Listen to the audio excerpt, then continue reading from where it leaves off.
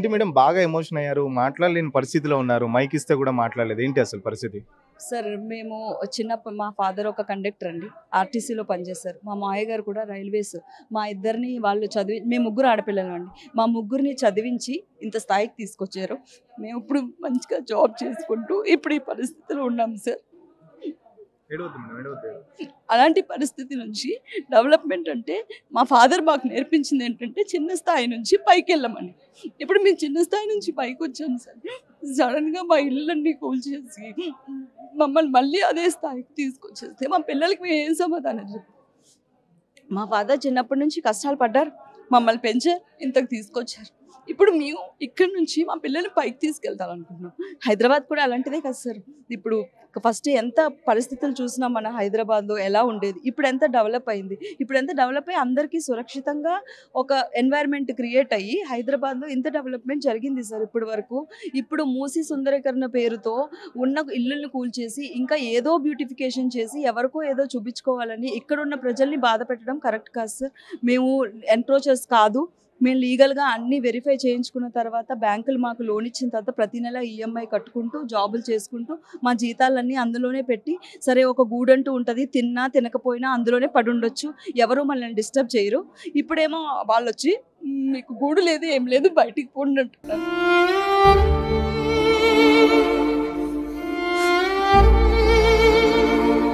ఇది తప్పు సార్. వచ్చారా ఏమైనా ఆఫీసర్లు వచ్చారా? మీరు ఎందుకు ఇంత ఎమోషన్ అవుతున్నారు అంటే ఇంట్లో? మనిషిమే కదా సార్. ఒకళ్ళు ఇల్లు పోతే ఒకటి, ఒకటి మంది పోతే ఒకటి కాదు సార్. ఎన్ని సోషల్ మీడియాలో ఎంతమంది ఏడుస్తున్నారు సార్. ఇప్పుడు మేము ఆ ప్లేస్లో ఉన్నట్టు ఊహించుకుని మాకు బాధ వేసింది సార్.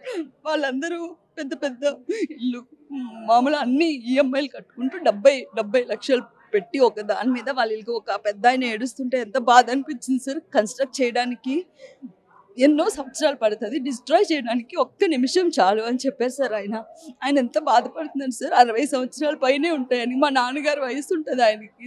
ఆయన బాధ చూస్తే మనకి బాధ కలగదా సార్? ఇప్పుడు మా ఇంటికి రాలేదు కరెక్టే, మా ఇల్లు లేకపోవచ్చు ఉండకపోవచ్చు, కానీ మేము అందరి కోసం వచ్చినాం సార్. మా ఇల్లు ఉంటుంది ఉండదని మాకు ఇప్పటికీ తెలియదు, కానీ అందరూ ఇలాంటి బాధలు పడుతున్నారు. ఎవరికి ఏమీ జరగకూడదు. ప్రభుత్వం ప్రజల వల్ల ప్రభుత్వం వచ్చింది కదా సార్, ప్రజలకి ఏ హాని చేయకూడదు. ఏం చెప్తారు ముఖ్యమంత్రికి కానీ హైడ్రా కానీ ఏం చెప్తారు? రేవంత్ రెడ్డి గారికి హైడ్రాక్ కానీ ఏదైనా మేము చేసేది ఒకటే సార్. పేద మధ్యతరగతి కుటుంబాలకి హాని జరిగించి డెవలప్ చేయాలంటే అది డెవలప్మెంట్ అవ్వదు సార్.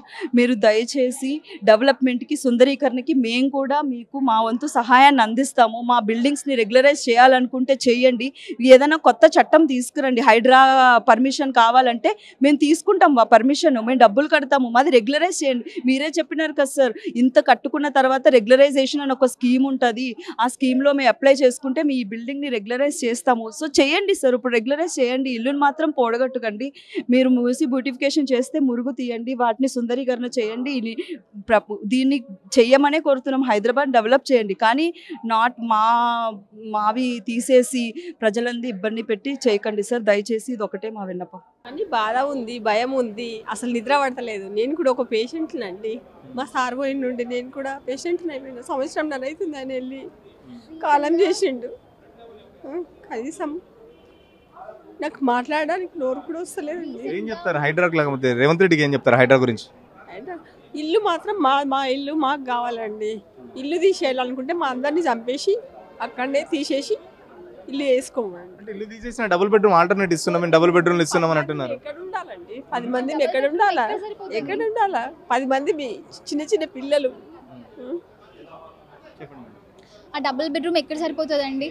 మాకు మా మామయ్య రీసెంట్గా ఎక్స్పైర్ అయ్యారండి. తను బాధలో ఉన్న ఎంత పోలేదు కూడా, ఇంకా బాధ పోకుండానే ఇప్పుడు ఇల్లు కూల్చేస్తామంటే తను తట్టుకోగలదా అండి?